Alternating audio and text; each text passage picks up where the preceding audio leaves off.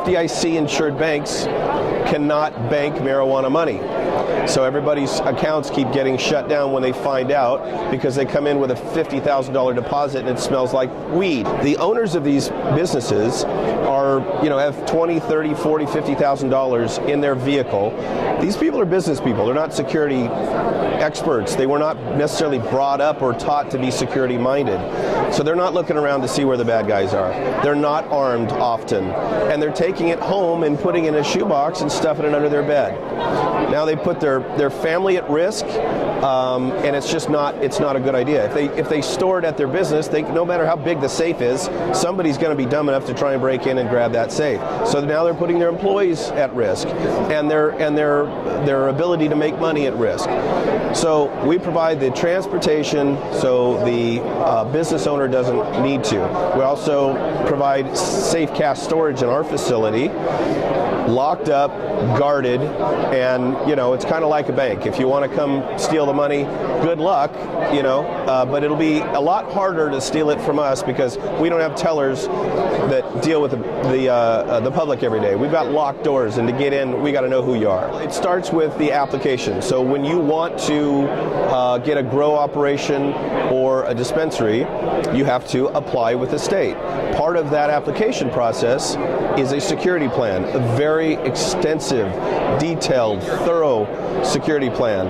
Everything from where your cameras are going to be, your physical setup of the build out of your building and your facility, where the access control, how the doors will be opened, where the money might be stored, where it's going to be picked up, where the product may be picked up if you're going to move it, or where it's going to be dropped off from the grow site. We tell them what kind of security surveillance system they need, and then we install it.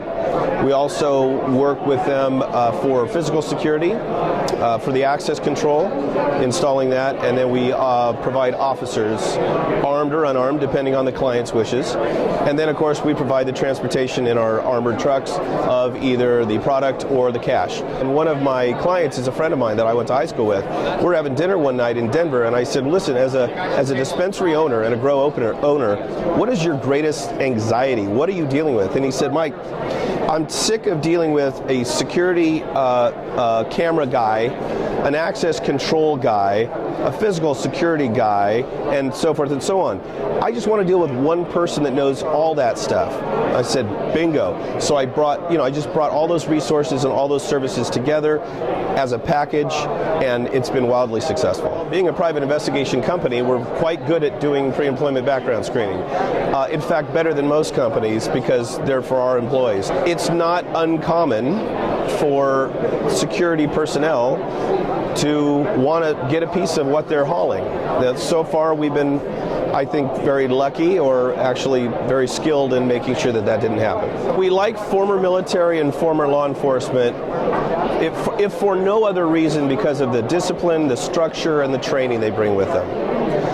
But there's also a mindset that comes with people that have been in that world that is very effective.